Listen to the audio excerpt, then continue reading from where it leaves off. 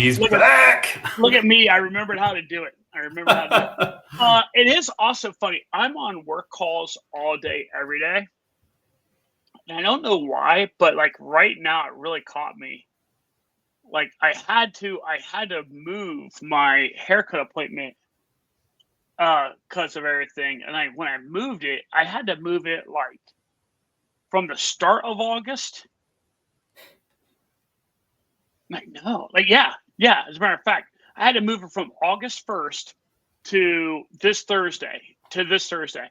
And like the amount that the beard has grown. Yeah. And it's just an extra time. It is fucking, I don't know why.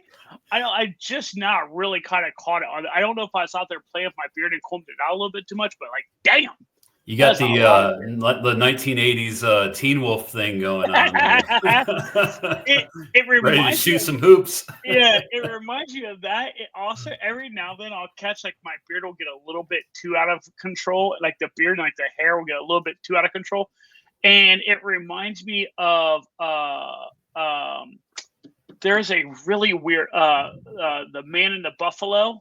Oh yeah. Yeah. And like I'll catch myself and I'll look and I'll kind of remind myself of that dude. The beard, I'm like, damn, it is time for a beard trim and a haircut. You know, like, the group that sings that song on the Man in the Buffalo or whatever. Yeah. During COVID, they did some live YouTube streaming from their playing songs in the basement or whatever, and I commented and I won the sticker that they sent me, and the sticker says my other car is a Buffalo. That is awesome. Yeah. We go to a movie theater here in Columbus pretty regularly called Studio 35 that does like beer tastings in movies. Like they pair up beer tasting in movies. And before the actual movie, during the beer tasting portion, they just play like funny videos and they do like just, facts about the beer that you're drinking and whatnot like that. But a very common reoccurring theme is Man in a Buffalo videos that get played a lot.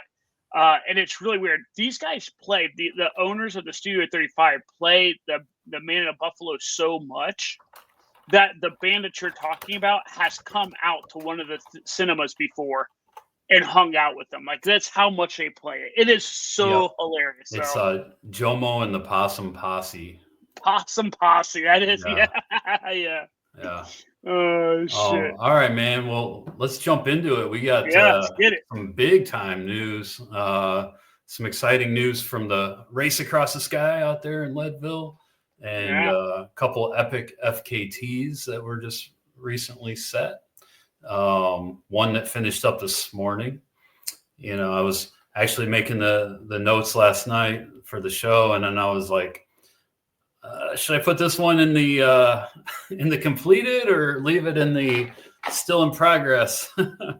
but yeah, so we have a bunch more FKTs in progress too. So, but yeah, let's maybe jump right into Leadville.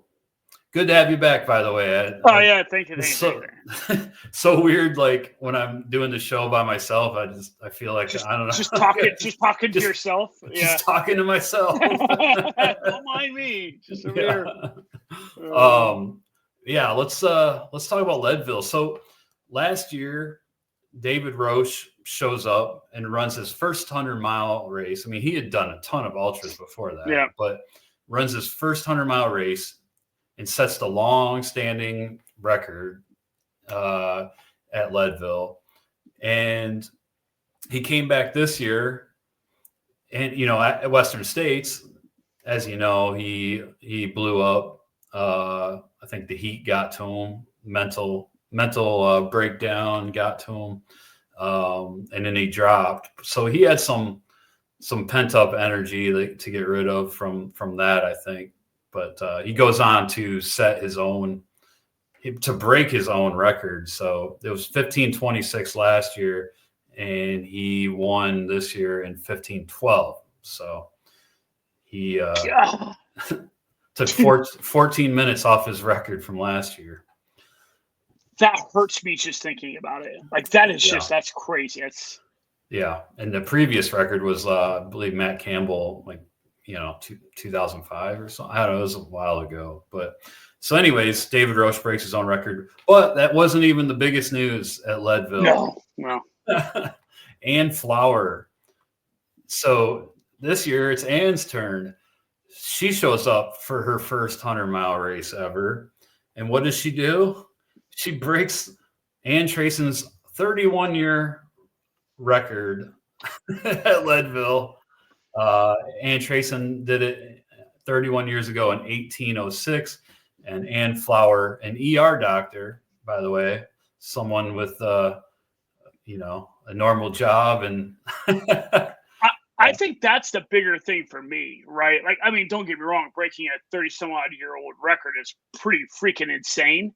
And doing it but it's the fact that not only is it your first 100, but you're a normie. You know what I mean? Like, you're it's not like David Roche doing on his first 100 is pretty cool, right? Like oh shit, that's pretty badass. Yeah. But he's a coach. He's sponsored. He runs for a living, basically. Yeah, you know what I mean? This is a fucking ER doc. You know what I mean? Like her schedule has got to be batshit crazy. I was just gonna say the same thing. She's probably never working a steady shift. What in the F? I love it. I love this shit. It reminds me of who was it a couple years ago? I guess at this point it could have been more than a couple. It could be 3, 4, 5 years to this point. Who was it a couple years ago that was everyone's darling at Western States because she was like a school teacher there in Auburn or something like that? Who was that? Dang, was that McCrae? Was Sally McCrae a school teacher? And that's like everyone's all like that's badass. Who was that? I'm not sure. I can't remember. Well, I mean, Courtney was a school teacher.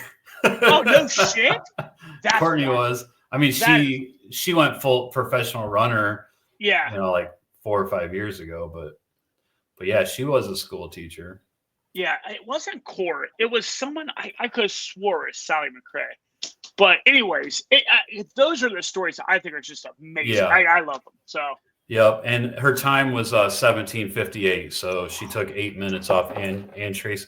And Ann Trayson is a straight up legend, the best female ultra runner, of that generation. Won Western States a whole bunch of times, and so yeah. Also, I saw that Andy Glaze was out there doing Leadville. I was thinking about this. He's doing UTMB as well, I think. So it's how much vacation does this guy have? He's a firefighter. Dude, he is just going to races left and right. Chaz and Ronnie are what the fuck? They're what is this dude's schedule? You know what I mean? And Ronnie had brought up this old school. Ronnie was talking about this old school schedule thing that exists at some firehouses, and he's got to be on this kind of schedule. Yeah. And there's a name for it, and it's really weird. It's to where somehow, some way, every X amount of days you end up getting significant days off or something really weird like that. There's something that my dad's a retired firefighter. Yeah. And I remember he used to get these things called Kelly days or something. Yeah. I don't know. But anyway, so also the Headlands 50K was over the weekend. This is the Tamalpa Headlands 50K, the race that was around for a long time. And then I believe it went away for a year, maybe year or two. And then somebody brought it back, revived it. And so it's one of the old school ultras. And this year it was the 2025 USATF 50K Trail Championships. So they had prize money out there. They had $2,500 to each winner.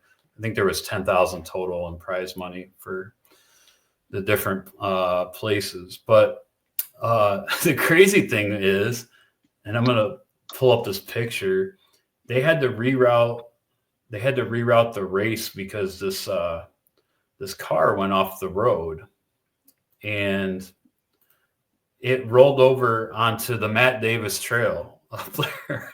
That's crazy. Yeah. So I'm scrolling down this guy's blog, a great blog, and check this out. You see that? Dude, that'd be so that'd be terrifying to be in that car as that thing tumbles down the hillside until it rests there. But could you've been on this trail, Matt Davis. Like you've been on this trail. Could you imagine off of that Pantoll Road, I believe. Coming around the bend and being like the first runner to run into that, but like well, seeing that right? I think they learned about it during the race, and they had to reroute mid-race, and they so it was towards the end of the race. It was in the last third of the race, right? So normally they would go down, I think, down to Stinson Beach and then back up Matt Davis and then descend back to that meadow to finish. But so instead of doing that loop, they had to just do an out and back to Stinson Beach on the Dipsy Trail, and it actually shortened the course by a mile. But yeah, so it was a pretty close finish too. Like you can tell that these guys were really going hard after the prize money. It was only 46 seconds that separated the top three men in this race. Cole Campbell ended up winning in 3 hours and 31 minutes, but the other two were just seconds behind him. Local Bay Area runner Edward Owens, he's a super fast runner. He finished fourth. Taylor Tuttle was first for the women in 4 hours and 3 minutes. And Caroline Alcorda, 4:06 for second. And Eleni Matrice was 4:10 for third for the women. But yeah, that was the Tamalpa Headlands 50K. And they actually do put in some tougher climbs in that race. I think they put in the Hill 88 climb, which you did. That I think maybe not. But anyway, Jigger Johnson was this weekend too. Oh, dude. I know that's one of the races that you like keep an eye on. That race is just fucked up, man. Yeah. Like I just like it. This race, like every year it pops up and Pete will, hit us up. And I'm like, this race doesn't even make sense. Even make sense. The 50 miler is like 58 miles, rugged, technical, mountainous terrain. Says prepare to ascend over 16,000 feet. The 100 miler is 108 miles and has 29,000 feet of climbing. And this is in the White Mountains in New Hampshire. So, it's very, very technical. Yeah. Rocks, big boulders, steep climbs. Giant roots. Crazy shit. Peter Benito was first in the 100 miler in 31 hours and 26 minutes. And then Erica Notini was first for the women in 39 hours and 13 minutes. So, it's tough when the winning times are that. 31. That's just fucked up, man. I'm thinking there's a 52-hour cutoff because we looked it up once before. Like we found it once before. There's like 5 runners that finished over 50 hours. Like 51:33 was last. Because there's only 14 finishers this year, something like that. I think for the 100 miler. 27 for the 100 miler. 27 for the 100. Okay. Yeah. Yeah. And the 50 miler had 47. Ben Quattromoni was first, 13 hours and 14 minutes in the 50. And first for the women was Brianna Russell in 16:51. That was Jigger Johnson. They have 100. I thought they had 100K too, but I'm not seeing it here. But yeah, that's a tough race. Brutal race. Another tough race is the Marquette 50. This is in the Upper Peninsula of Michigan. It's pretty it's pretty technical, but like some of the views are awesome. I guess the people are just really awesome. A friend of mine, Strava friend from Michigan, Steven Sensoli, finished it. And he said it was tough, but it was one of the hardest ultras he's done. He's done quite a bit. He's fast too. He said it was the great community, and he said it was a genuine experience and good training run for I Am Tough, which he's doing next month. So this is the Marquette Trail 50, which has been going on since 2015. I remember hearing about this race and wanting to do it when I lived in Michigan, but I never got up to do it. It's like 4 peaks up there in the Upper Peninsula: Sugarloaf, Top of the World, Bareback, and Hogback. All the peaks have views of Lake Superior, and portions of the course go along at the shoreline. So pretty scenic. In the 50-mile event, Reese Slobendinuk was first in 8 hours and 25 minutes. And for the women, we had Erica Aikman was first in 10 hours and 26 minutes. So congrats to them. That was the Marquette Trail 50. You were correct, by the way. Jigger does have a 54-hour cutoff. 54? 54-hour cutoff. Damn. Oh, my God. What's wild is it has 54-hour cutoff. It has a 108 distance. It's 108 miles, right? The elevation, I'm actually surprised with that much cutoff. I'm actually surprised how low the elevation change is. I'm sorry, how much the elevation gain is. The elevation gain is only 29,000 feet of gain. For 108 miles? For 108 miles. So, I mean, what? So it just goes to show how technical it is. I mean, it's just brutal.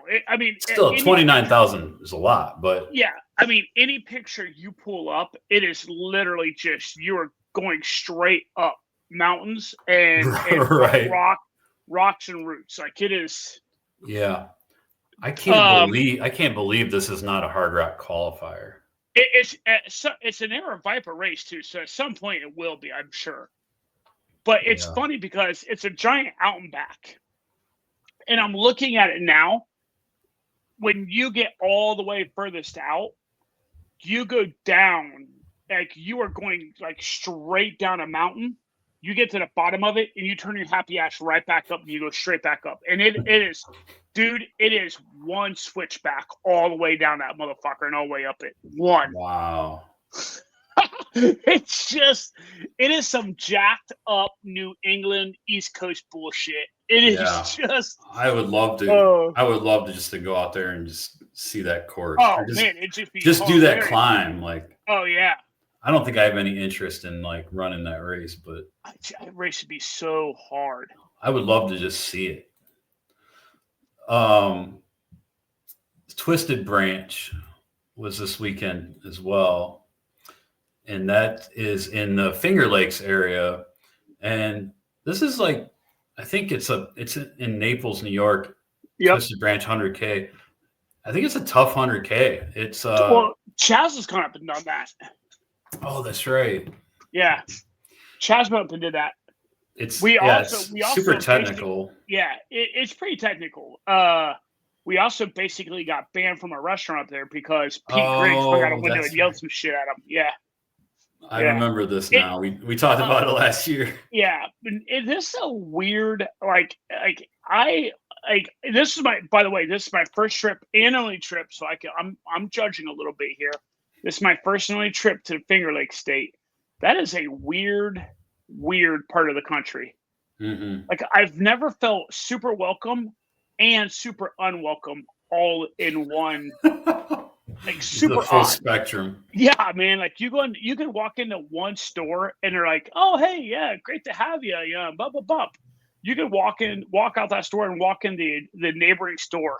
They'd be like, "The fuck you want?" Like, hey, like nada. Yeah, upstate upstate, sort of upstate New York, I guess. Oh, it's upstate. Yeah. Yeah. There's around 10 to 11,000 feet of climbing. As mentioned, it is a Western States qualifier. Andrew Simpson won the race. And let's see. Well, this is not a very good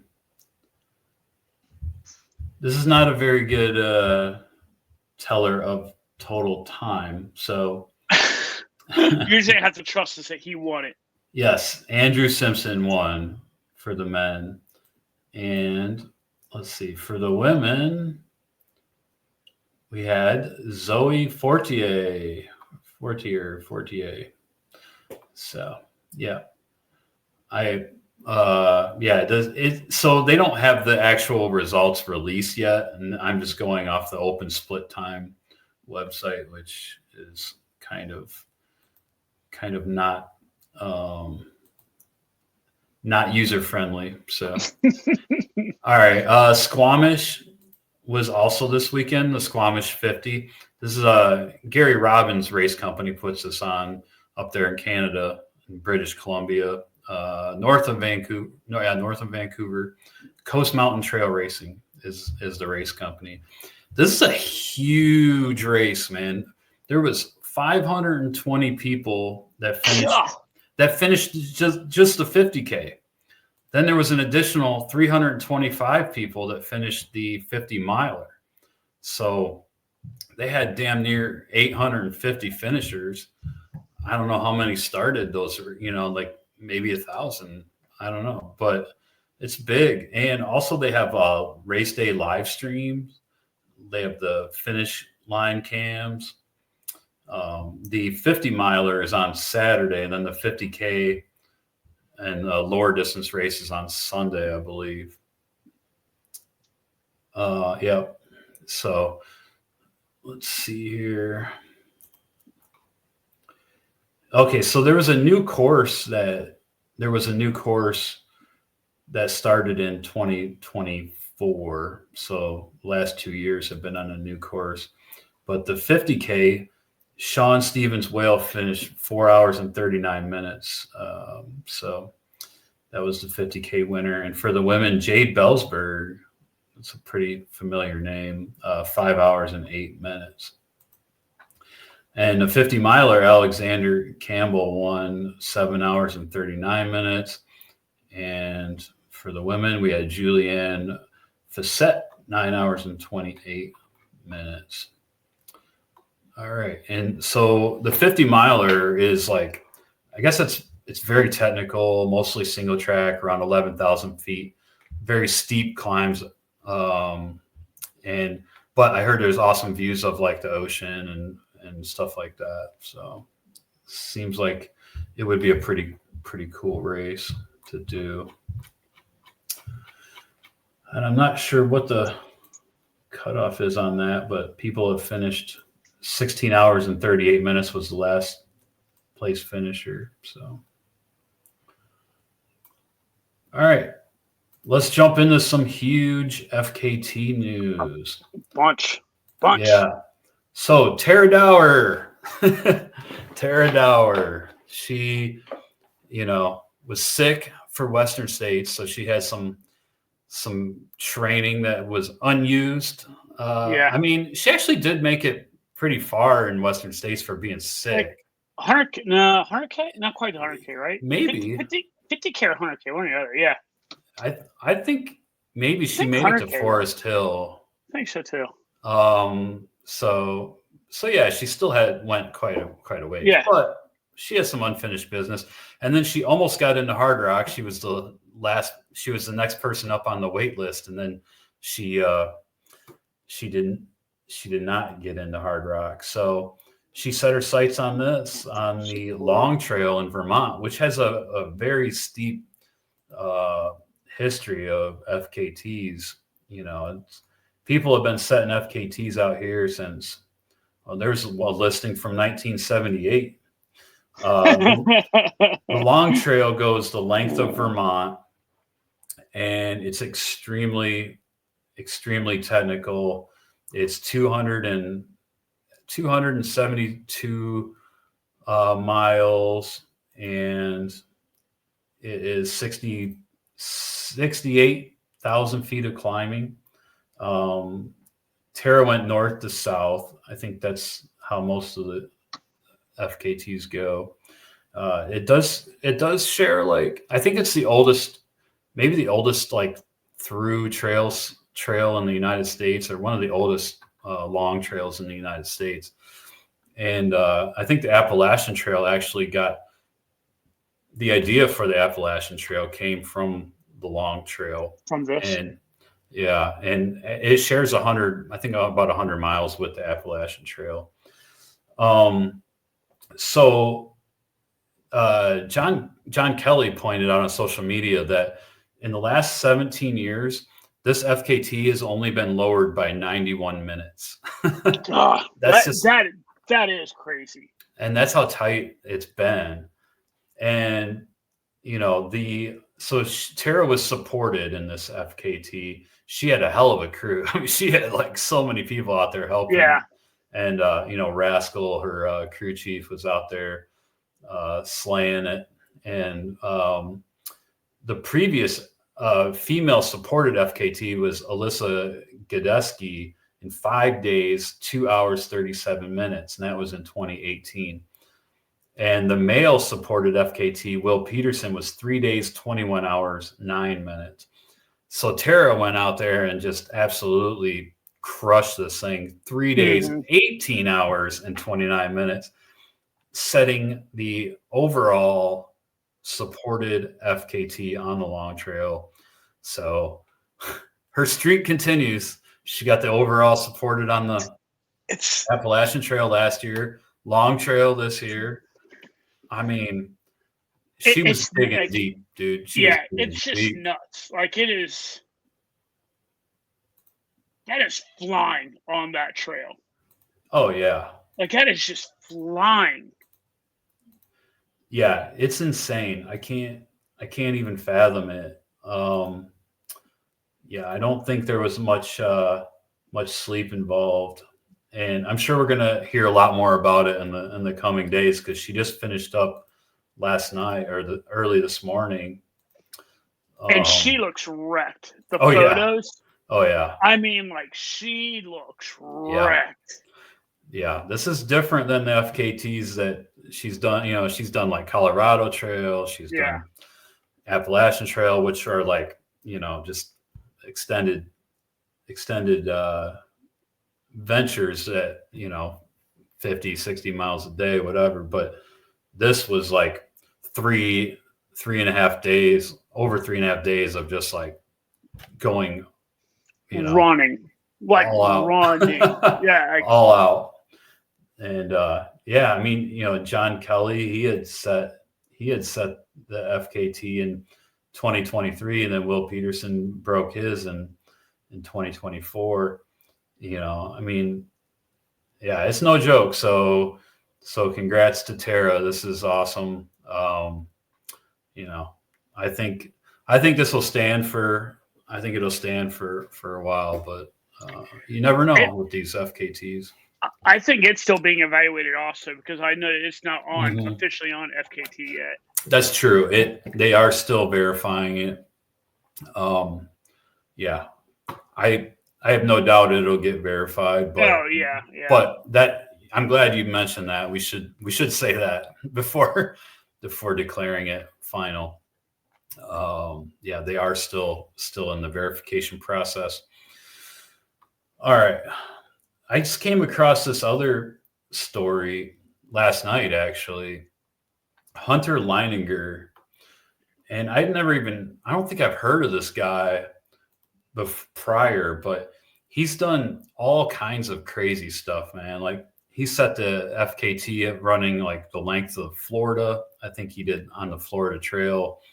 He did recently did this project. He did the highest peak in all 50 states. You know, he's done all kinds of crazy stuff like that. But his most recent adventure was he did an FKT of Colorado. calling it like the Colorado Traverse or something like that. Most people do the FKT on the Colorado Trail, which doesn't actually go the whole length of Colorado. And I think this is a new route, a new FKT. It's not existing. I think he designed it, and he did it on the Continental Divide Trail, which is like a super, super tough and technical trail, 760 miles with 350,000 feet of climbing. And he ended up doing it in 17 days, 23 hours, and 40 minutes. When he originally set out to do this, he was going to do it unsupported. And all this crazy shit happened, right? So he was sick for a couple of weeks leading up to this, but he thought he was recovered. But he like quickly found out once he started that he was not recovered. He had like some respiratory infection, and he even ended up going to the hospital at one point. But so he started, and 3 days in, he started feeling a little better, and all of a sudden his phone broke. So he had his navigation, his music, and like he had everything on his phone, the Z Flip, and the screen completely deactivated. So like, I guess his phone worked, but his screen didn't work. So he said he could still use a little touchpad screen. So the only thing he could do is answer calls. So he would have the phone on when somebody would try calling him. He would say, answer. Asking his mom to look at the live tracker to see where his location is. Oh my God. Can you tell me if I'm on track or not? I'm quoting from the Gear Junkie. There's a Gear Junkie article about it. He said he got lost countless times. Continental Divide Trail is not well marked. Barely any markers or signs. It's super rugged. He didn't have a map. He was getting lost. He didn't know where the water resupplies were. So he was sick, dehydrated, hot. He didn't know as he was filling up at a spot if he was going to have 5 miles to the next water or 25 miles to the next water. He got screwed on a 25-mile section where there was no water, and within 5 miles, he was out of water in the heat of the day. He was starving, super thirsty. He made it through that section and was throwing up because he was out of water. Got dangerous without a map. And then he called his dad and said, hey, can you drop me off a phone? So at that point, his FKT went from being unsupported to being supported, right? But that meant that he could start traveling lighter, because I'm guessing his dad helped him out. Yeah, once you break that seal, baby. Full send. Full send. Send me all the shit. But he was sick, and like I saw like some post where he went to the hospital. They thought like it was like respiratory infection, or they weren't really sure what was wrong with him. But anyway, he ended up gutting it out and finishing. And I thought I read somewhere earlier today that it turned out that he actually had like pneumonia or something, maybe on Facebook or something. But yeah, just pretty incredible. Really ran the whole length of Colorado Continental Divide Trail in like 17 days and 23 hours, so almost 18 days. But that's like pretty hardcore, man. 760 miles, 350,000 feet of climbing. And I was thrown off by this because there was an Instagram post where he was on the Leadville trails, and then he had commented like, congrats to David Roche and Flower. And I'm like, I thought I read on an ad from Ultra Running Magazine that I got emailed that he had like finished this thing. And then the Instagram post was like, he was like, 10 days in or something. And I couldn't make sense of this. Come to find out, he just he is done. He's just posting another day, tidbits or something like that. Here's day 11. Yeah. Right. So it's not like this was day 11. Like this is day 11. Yeah. Here's day 11. You're like, wait, what? It is? Yeah. Yeah. So, anyways, so the other big news FKT was we have a John Muir Trail FKT. So, this is another one of those. It's like the long trail, it's like this super highly competitive route. Yeah. And actually the men's supported Francois Dehaene still holds it from 2017, which is awesome. And unsupported Aurelian Sanchez from 2018. So, and then for female supported, Darcy Pichu from 2017. So these records are stout, man. Like tough to break. Well, we had a female unsupported record FKT get set just recently by Caroline Himbert. She set it by 8 seconds, dude. That's crazy. Seconds. Yeah. That's 223 miles. And it comes down to 8 seconds. 8 freaking seconds. Yeah. So she started at Whitney Portal and,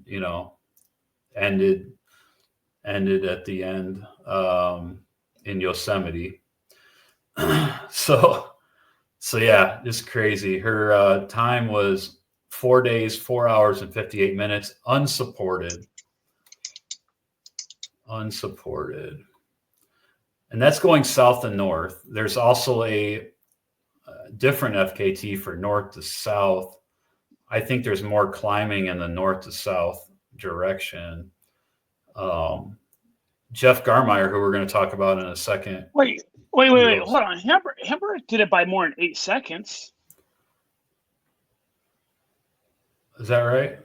Yeah. She did. No, 4 days, 5 hours. Oh, no. 4 days, 5 hours, 6 minutes. And she did 4 days, 4 hours and 58 minutes. Yeah, so that's more than 8 seconds. Is it? Am I doing funny math? 5 hours and 6 minutes, right? 4 hours and 58 minutes. That means 2 hours would bring me to my 5. And then another 8. Thank you. See, I'm really glad you're back. Keep me in check. She did it in 8 minutes, which is still freakishly close for 200 plus miles. Yeah, 8 minutes. Not 8 seconds.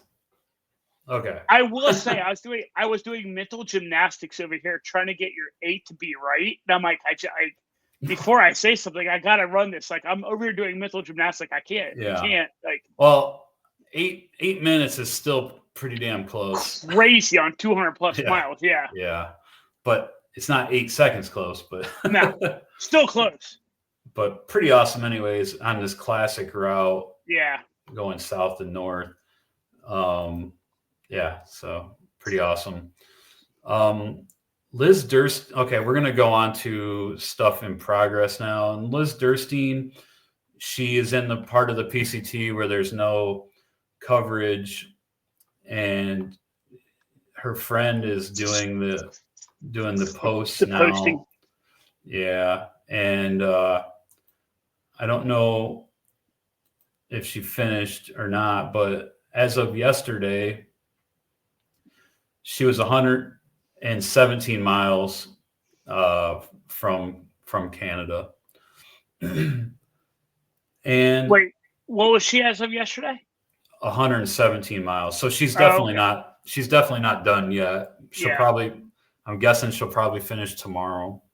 But she's not gonna set the FKT, but it still has been fun just following her journey.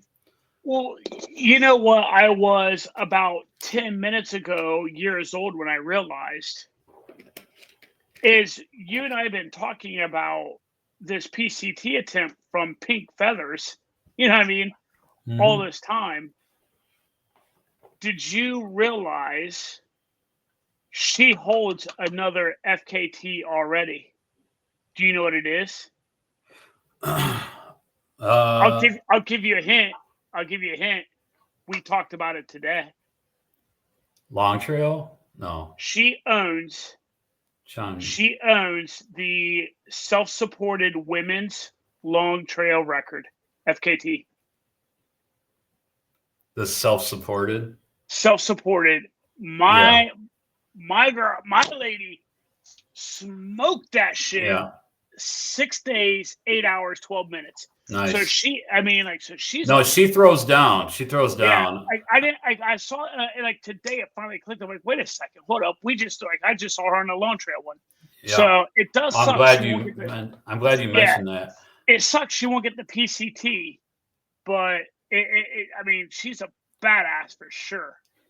I actually heard her on Jeff Garmire on his Free Outside podcast.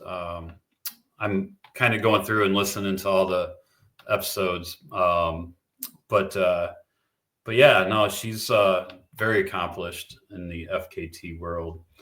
She's faced a lot of adversity in this FKT that on the PCT.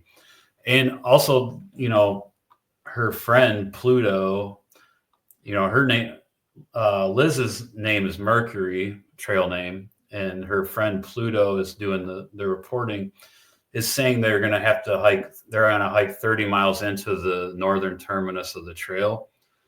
Do you know why they have to do that? Because at the end of January this year, Canada ended that program to where you can apply to because it basically ends just like a few miles from Manning Park, which is where Fat Dog is.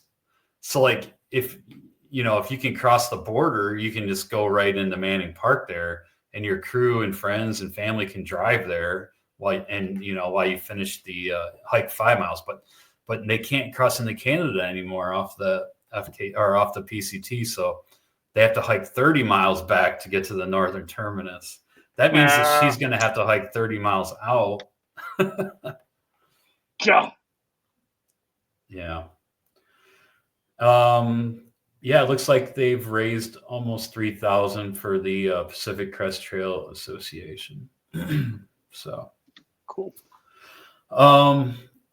Okay, Jeff Garmire, I mentioned he started his FKT on the Appalachian Trail, a self-supported FKT attempt. He's going after String Bean, Joe McConaughey's self-supported FKT, which is I think 45 days and some.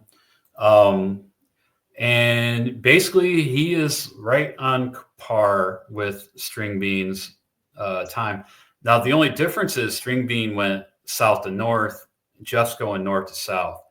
But his tracker is so cool that it shows the time that String Bean had in each state. Damn. So here's the tracker, right?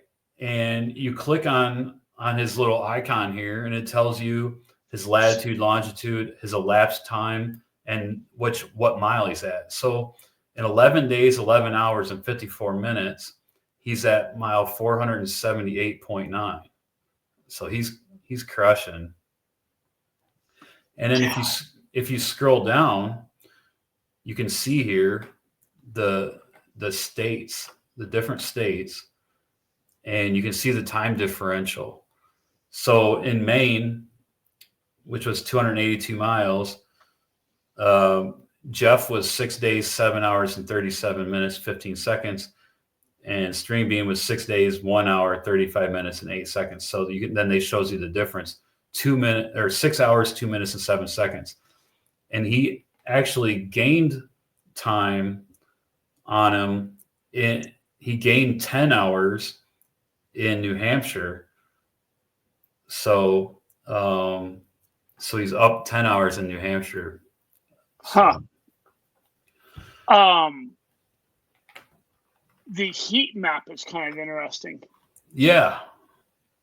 Like he's getting a solid 6 hours of sleep every night almost. Mm-hmm. 5 hours of sleep every night. Yeah, he's a pretty fun dude. Like I just came across his podcast. When there was the whole like drama about Black Canyon and all that, and then so he started a podcast last year, like a little over a year ago, maybe in like May of 2024. It's called Free Outside. Yeah. And he comes from a thru hiking background, but he's gotten into ultra running, and he does like Cocodona. I think he's done Cocodona every year. But yeah, he's got a kind of a quirky sense of humor, pretty fun podcast, that Free Outside. And I'm kind of like, I kind of jump around from different podcasts, and I'm currently on Free Outside, and I'm trying to like go back from his beginning and listen to all of them. But he's released like 2 or 3 a week, it seems like. So it's a lot to go through, but anyway, yeah, Free Outside podcast. And he's a very accomplished FKT setter. He has the John Muir that we just talked about.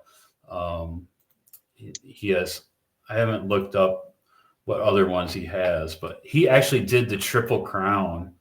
He did in 1 year, 1 calendar year, he did the Appalachian Trail, the Continental Divide Trail, and the Pacific Crest Trail. God. Not many people have done that in a calendar year. So he's doing good. He's doing good, and we'll continue to follow him. His initial like ad, like I'm just gonna show you this. Like when he first announced it, watch him. I'm gonna replay that. Watch him just pop up. Hey. Like, hey, I'm Jeff Garmire. Yeah. Weird dude. Anyway, good stuff. All right. What else we got? Oh, Kristian Morgan. Weren't we following Kristian Morgan last year on an Appalachian Trail FKT attempt? I feel like it. He looks really familiar. Yeah, I'm pretty sure we were following him last year on an FKT attempt, and he ended up, I think he ended up not going the distance, but he is back at it. Oops, there we go. I need to share the screen. Well, anyway, so he's doing Appalachian Trail, and he's going south to north. Here we go. Add the stage. And he's on day 18. Another state down. Goodbye, New Jersey. I couldn't really find a good tracker for Kristian. But he did 52 miles again today. He's feeling good and positive. No significant injuries. So sounds like he's doing pretty well. And the idea is to get through Pennsylvania and leave the rocks behind. So we'll continue to follow Kristian and see if we can find a better tracker for him. Also, this guy, speaking of the Triple Crown of thru hiking, this guy, Nick Chezwick Gagnon, started the Triple Crown on May 2nd. He already completed the PCT. Then he worked his way over. I talked about this a little bit on the last episode. Worked his way over to the Continental Divide Trail. And he's currently going south down the Continental Divide Trail. You can see the map here of where he's at. Yeah. He's entering into Wyoming. right now on the Continental Divide Trail. So he's got a ways to go on the Continental Divide, which is probably the most technical. Well, I don't know. Appalachian Trail is pretty technical up in the Northeast, but yeah, so he's just entering in Wyoming. You know, his total weekly mileage, 255.9 miles.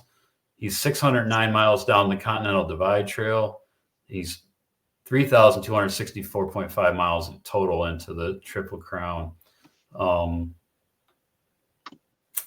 yeah, we'll keep an eye on that. Okay, let's get into some news. I talked last week how Laz is back on the trail, man. LazCon is back on. Back on. He just passed Montrose, Colorado, which is sort of that's an area north of like Uray and all that. Pretty cool area. So getting up into some little hills. Yeah, he's been in the high country. Last week I was talking, he crested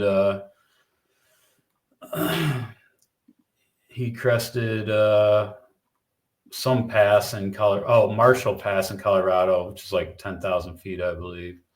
So he renamed Colorado the Pain State. So yeah, we'll keep an eye on Laz.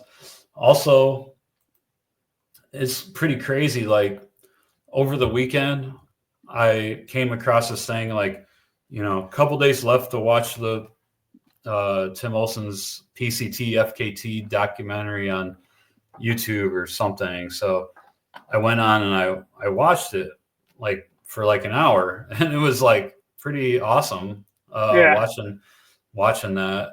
And then I just came across yesterday on social media that Tim Olsen, you know, he's getting back into racing, and he just did this Bulldog Ultra in Southern California down there in the Malibu Hills, and he got 10th place male, 11th overall, and I learned that he is gearing up to run the Mammoth 200.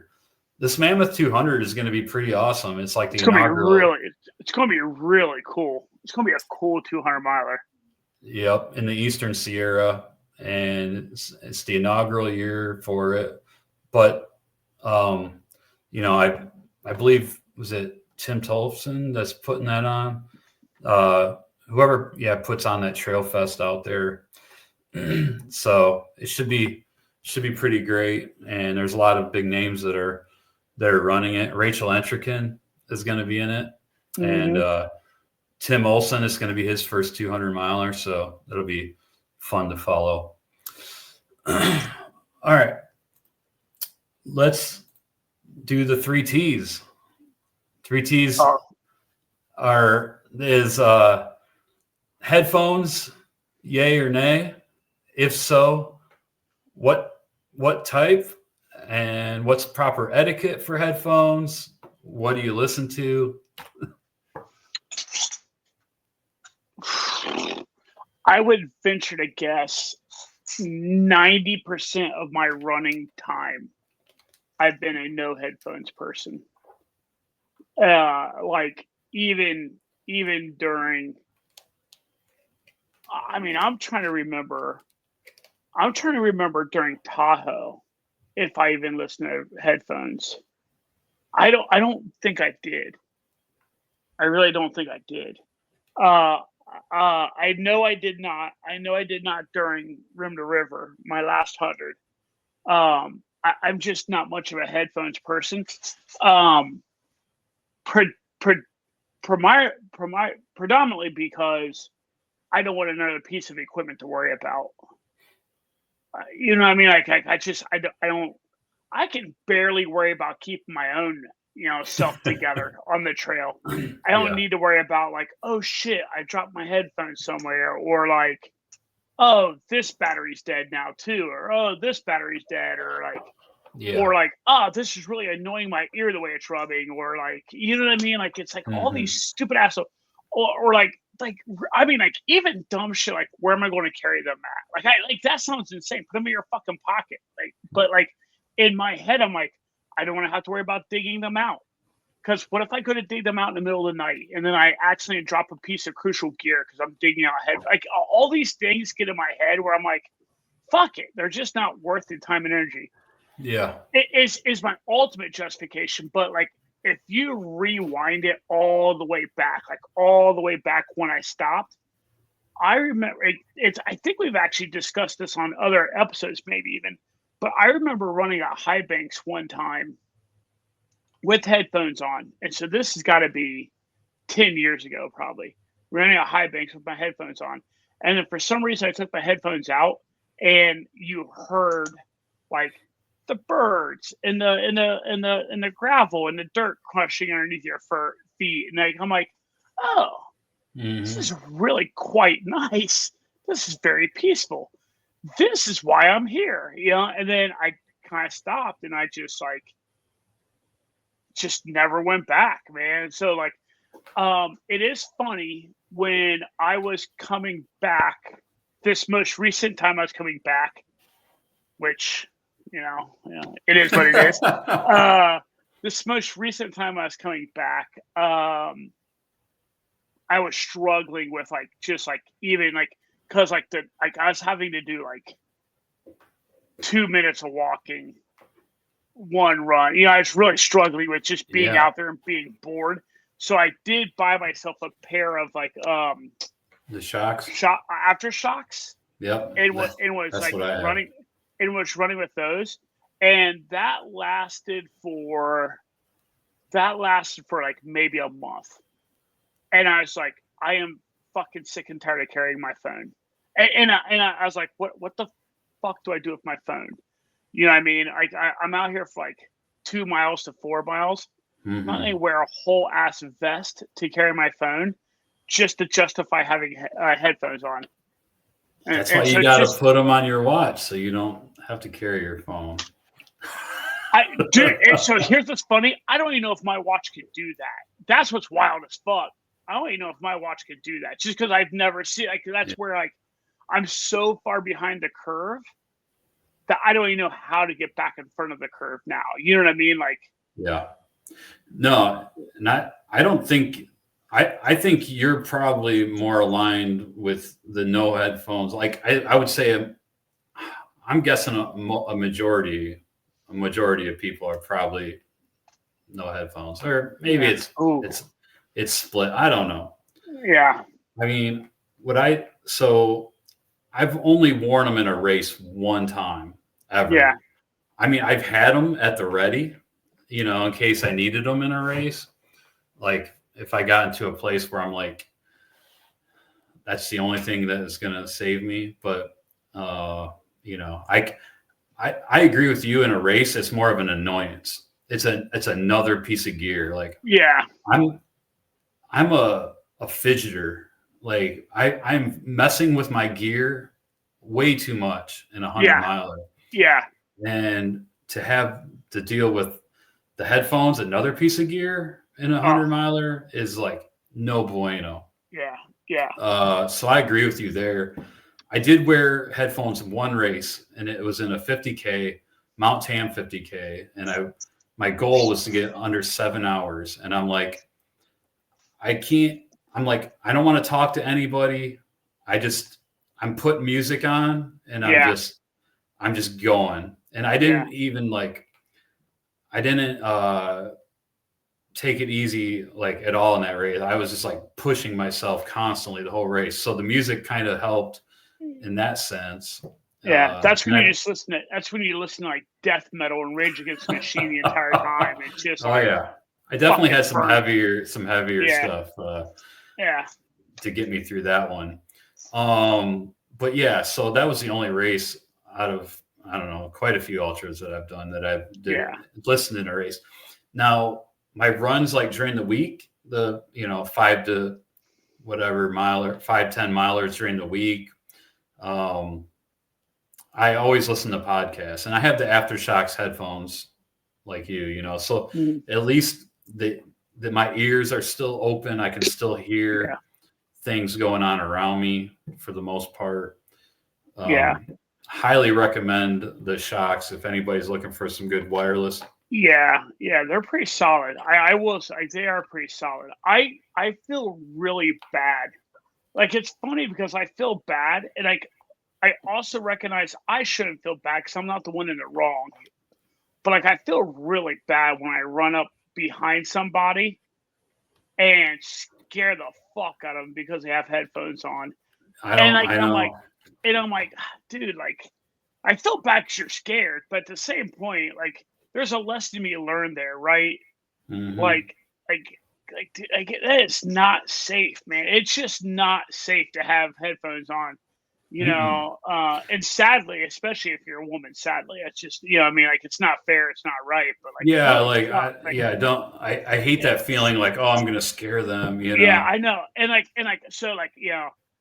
I also recognize I'm not the most like I'm assuming if women turn around and see me running at them, it's probably much more alarming than like a lot of other people. So like, it's funny because like I'll do shit from like way back, like clear my throat, you know, clear like snot rockets, like cough, you know, make noise. I'm purposely trying to make noise, and then I get like 10 feet that back. Awkward moment. Like, dude, I get like 10, 15 feet back. And like, I've even gone as far as to say really funny shit. Like, I'm not going to catch you anytime soon, but I'm eventually going to pass you on your left. You know what I mean? Because like, I give them like so much room. Yeah. But like, I just hate that fucking feeling. I really wish. It sucks. It sucks. Like, society's not fair that it's like this, but I really wish, man, like, buy a pair of like the Shocks, so like a little bit more like peripheral. Yeah, let's talk about that. Let's talk about trail etiquette with headphones, right? Like, if you're going to cover your ears, you should at least have one ear open, or maybe the volume down to where you can sort of hear someone. I really wish, like, everyone runs for their own reason, right? Like, everyone has their own like thing. But man, like, I really like this will sound stupid. I guess I just really wish people would like try to run on trails, like trails specifically. Try to just enjoy nature. Just try it out, man. You might like it. I think universally we can all agree the fucking asshole that shows up with their fucking like portable speaker attached to their pack. I wanted to go here, yes. Like, I think we can all agree that fucker can need to do like a flying leap off a cliff. Like, do not blare your music out loud on the trail, please. Fucking worse, man. Like, listen, dude, if one of my pet peeves. Yeah. Like, if I wanted to go to a techno fucking party, I'll hit one up in the short north or something. Like, get the fuck off. Turn that shit off, man. Like, it's such a weird thing. It's such a weird thing where it's like those people will forget that like all of their little liberties, like, well, I have the right to do this. It's my, you know, this is my space too. Yeah, man, but like your liberties and your little freedoms, they end where mine start, right? Like, I also have the same things you're talking about. Like, why don't I get to enjoy mine? Because you want to blare some shitty ass JBL speaker loud as fuck in the middle of the wood. Dude, that is seriously one of my big fucking. I loathe those people. I agree. And going back to what you're saying about listening to nature, like my long runs on the weekends when I'm doing 100% trail, I would say 90% of the time I'm not wearing headphones on those runs. Now, if I have a long training run to do and I feel like absolute garbage or absolute shit, I'm going to take my headphones to get me through that just in case run. Like, I'm going to listen to some podcasts just so I can or some music and zone out. Yeah. So I'm not like just feeling like shit and being out there. Yeah, I think that's fair. I know, I mean, there's something to it because like Pete notoriously does a lot of his training on his own. Like Pete has a big thing where like he wants to make himself miserable out in the woods by himself. He wants to work on like the isolation and stuff like that. Mm-hmm. So I know he'll throw headphones in and he'll be out there for fucking He runs a lot of miles, man. Yeah, he'll be out there for 5-6 miles by himself. Yeah. You know, probably listening to nerdy lawyer shit or something. You know what I mean? Like, I don't even know. But like I know he does, you know what I mean? So every now and then you can call him, you can get the huffing puffing Pete. It's kind of funny. Like he's like, I'm like, he'll answer the phone when he's out there. He'll answer the phone every now and then. You know what I mean? I'm like, where you at? And he's like, going up big ass hill. Yeah. I've caught it. He likes to be at the back of. He likes to be at the back of Mo, and then he's figured out a way to turn like this like big boy area into hill repeats, and he'll do it for hours on end. Nice. Like you always. Yeah, I followed Strava. I've seen that. Yeah. So. All right, man. Well, hey, I think we're gonna wrap it up for this week. Yeah. Really, really great to have you back. Thank you. And next week actually we'll be doing the UTMB preview. It's already UTMB. Ah, nice. Yeah. Nice. And college football. Holy. That's right. Crazy. That's right. All right. Cool. Already that time of year. I kind of love it. But yeah, no, good to have you back. And thank you. Thanks everybody for tuning in, and a little bit of an early release this week. But I was actually gonna skip this week, but there was just too much. Well, because I mean, I got stuff going on, but there was just too much big news. So I'm glad we're able tons of FKT stuff going on. Yeah. Yeah. Cool. But, all right. Well, we'll see everybody on the next one.